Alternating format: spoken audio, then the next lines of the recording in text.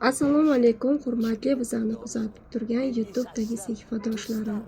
Global tarmog'ida borligim uchun bu mening YouTube kanalim. YouTube kanalda ovozli qilib qo'ygandim. Ovozlarim zapis bo'lmabdi. Hozir o'zim shunday zapis qilyapman. Xo'p, qaranglar, mana bu YouTube kanalim, bu blogerlik yoki yoki like yig'ish uchun emas, yoki siyosatga berilish uchun emas. Bu yerda foydali ma'lumotlarni qo'yganman, ko'rib chiqishingiz uchun. Ya'ni foydali bo'lsa, manfaatli bo'lsin degan holatdagi o'zim borligimni sizlarga namoyatga holatda qo'yapman. Ko'rib turganingizdek, bu YouTube kanalim mendagi. Bu yerda har sohadan bir shingil deganlar kabi o'zim sohalarimni ham qo'yganman. O'zim bor bizneslarimni ham qo'yganman. Qaysi biznesda bo'lsam ham hammasida bir xillikda, bir ko'zda qarayman, chunki o'zim biznesimni ham, atrofdagi o'zimni ham jamoamni, komandamni, atrofdagi kelayotgan insonlarni ham va krugimdagi halotli kontakt bo'lsin, xod o'zimni shaxsiy tanish bilishlarim bo'lsin, xod tanimagan insonlar bo'lsin. Ya'ni halotli kontakt bu tanimagan insonlar bo'ladi. Ya'ni uzoqdagi tanimagan insonlarimiz bo'ladi. Xo'p, ko'rib turganingizdek, bu yerda har tomonlama qo'yganman. Qaysi rivojlanish bo'lyapti, qaysi sizni qilayotgan ishingizni qarang, qaysi har qancha daromad keltirmasin, agar sizni bo'sh vaqtingizni qoldirmayotgan bo'lsa, bu ish sizni xo'jayiningiz. Mana shu inson orqali mana shu loyihaga biznesni mana shu inson sizga bo'sh vaqtni qoldirmayotgan bo'lsa, na oilangiz bilan o'tirgan, na o'zingiz haqida fikr qilgan, na bir dam olgani, huzur qilgan, demak bu ish emas musulmon odamning ishi, tirikchiligi kundalik hayotini o'tkazishlikning bitta bir asbobi. Hayotini maqsadi emas, ish birodar. Onlayn ishida bu jismoniy mehnatda endi ish. Dunyoda birodarlar, g'arbiga qarasangiz ham, sharqiga qarasangiz ham katta bir zavodga o'xshab qolgan bu dunyo. Hech kimni bo'sh vaqti yo'q. Na otasini ziyorat qilgani vaqti bor, siyla rahm qilishlikka bir vaqti bor, na charchagani vaqti bor, na dam olishga vaqti bor. Musulmonlar shunaqa bo'ladimi? Va biznes ichida sizda piramida yo'q. Bu piramida degan narsalar kriptovalyuta degan vaqt bizning insonlarimiz noto'g'ri tushunchaga boryapti. Chunki ilm olmayapti, o'sha narsani o'rganmayapti, ko'rib-ko'rona aytilgan narsalarga ishonib ketyapti.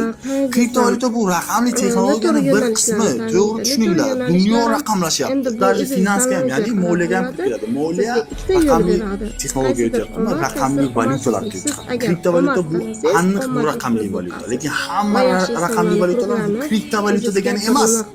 Kriptovalyuta bu maxfiy valyuta, ya'ni ozodlik masalan negativ insonlar atrofida bo'lasiz. Mana shunday holatlar kriptovalyuta degan vaqt bizning insonlarimiz noto'g'ri tushunchaga boryapti. Chunki ilm olmayapti, o'sha narsani o'rganmayapti, ko'rib-ko'rona aytilgan narsalarga ishonib ketyapti. Kriptovalyuta bu raqamli texnologiyaning bir qismi. To'g'ri tushuninglar, dunyo raqamlashyapti. Даже finansga ham, ya'ni moliyaga ham kiradi. Moliya raqamli texnologiya o'tyapti, raqamli valyutalar kiradi. Kriptovalyuta bu aniq bu raqamli valyuta. Lekin hamma raqamli valyutalar kriptovalyuta degani emas. Kriptovalyuta bu maxfiy valyuta, ya'ni ozodligingizni sizni cheklovlardan saqlab qolish uchun chiqarilgan valyuta. Uni boshqa har xillari bor.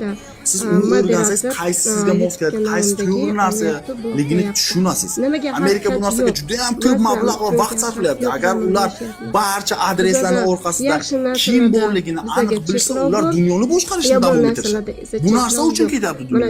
Agar biz o'zimizga shu narsani joriy etsak, tushunsak, o'sha narsani yaxlitasak, osos-osos ko'niktirsak, adaptatsiya orqali kirgizsak ekosistemamizga, shunda rivojlanishadi. Cheklovlar bilan hech qachon rivojlana olmaymiz, chunki texnologiyani hech qachon to'xtatib bo'lmaydi.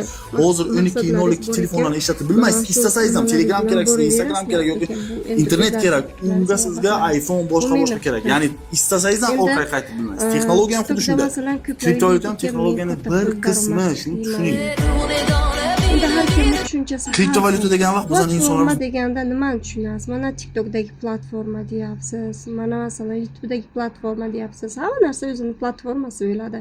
Lekin o'shani yaratgan inson platforma egasi bo'ladi. O'sha yaratgan insonga siz qilayotgan mehnatlaringizni qismini berasiz.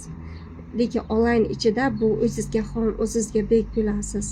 O'zingizga xon degani sizga hech kim nima qilmaydi, qarshilik bildirmaydi. Chunki o'zga xonsiz, o'zga beksiz. O'syapsiz, o'rganyapsiz, intilyapsiz, rivojlanyapsiz va o'rganganingiz atrofdagi insonlaringizga ham bera olyapsiz, ulashyapsiz.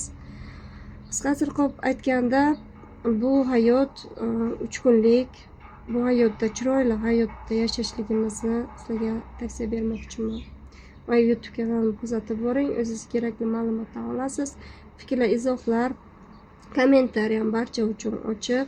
Mana shu yerda o'zingiz fikrlaringizni qo'yishlaringiz ham mumkin. Kimga maqsad, xohish, intilish bo'lsa, agar onlaynni avvalambor ko'proq tushunsangiz, onlayn ichida bo'lsangiz, endi adashlikka kelganmisiz, yo'q bilmadim. Endi har kim har xil yo'nalishda boryapti. Endi ularni adashgan yo'nalishda men javobgar emasman. Lekin har tomonlama xohlayman xalqimga foydam tegishini. Foydam like yig'ish uchun yoki o'zimni ko'rsatish uchun shunchaki emas, bu narsada borligim uchun. Bilmagan narsalarni reklama qilgancha, bor narsani reklama qilishim yaxshi deb o'ylayman. Mana bu yerda ko'rib turganingizdek, yaqinda bo'lgan holat, AliExpress qimor nimaga kirib ketyapti? Nimaga YouTube kanalda reklama tarzida qo'yapti? Mana ko'rib turganingizdek, o'z joniga qasd qilish holatlari Buxoroda ketma-ket 2 kun 20 yoshlar o'rtasida sodir bo'ldi. 27-aprel kuni Buxoro davlat texnika universitetining yangi yotoqxonasida birinchi bosqich talabasi bo'lgan qiz o'zini osib, joniga qasd qildi. U o'limidan oldin xat qoldirib hech kimni ayblamaslikni va ota-onasidan kechirim so'rashini yozgan. Holat bo'yicha prokuratura tekshiruvi olib borilmoqda. Shuningdek, 28-aprel kuni Buxoroda yana bir 20 yoshli yigit o'z joniga qasd qildi. Marhum akademik litsey sport zalining tong qismida o'zini osib vafot etgan. 28-aprel kuni tongi soat 6:20lar atrofida 2005-yilda tug'ilgan fuqaro noma'lum sabablarga ko'ra Buxoro davlat texnika universiteti Qoshdagi akademik litsey sport zalining tong qismiga chiqib, bo'yin sohasidan o'zini osib vafot etdi.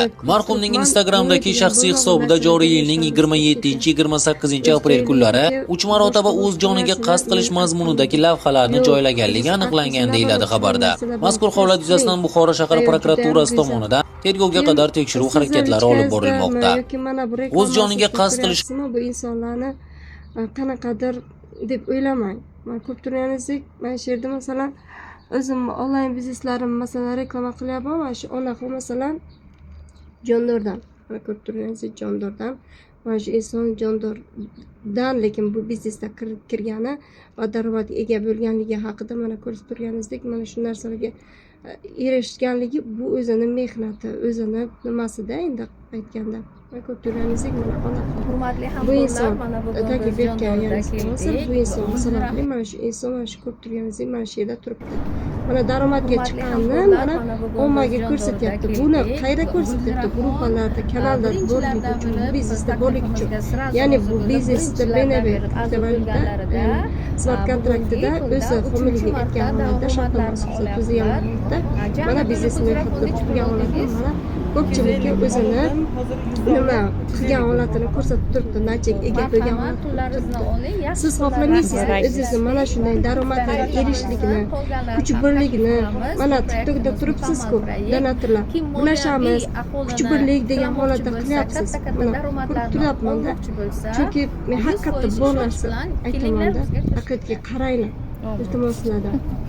Men uchun emas, o'zlaringiz uchun o'singlar, o'zlaringiz uchun atrofdagi insonlarga manfaatlar ko'proq tegsin degan maqsadda YouTube kanalimni ham qo'yaman. Men salgan bo'lsa ham hayajondaman, hayajon holatda sizlar bilan bir nima qilib o'z fiklarimni qoldiryapman. Tinglab chiqinglar. Mana bu YouTube kanalim, men o'zim gapirayotgan Nigora Ismatova bo'ladi. Telegram lichkam profilim bor, Nigora liderka BTS deb yozsangiz chiqib keladi. Gruppa kanallarda ham borman. Hamma o'rgatayotgan nima ma'lumotlarim bepul holatda. Boshqalarda pullik bo'ladi. Bizda chunki bepul.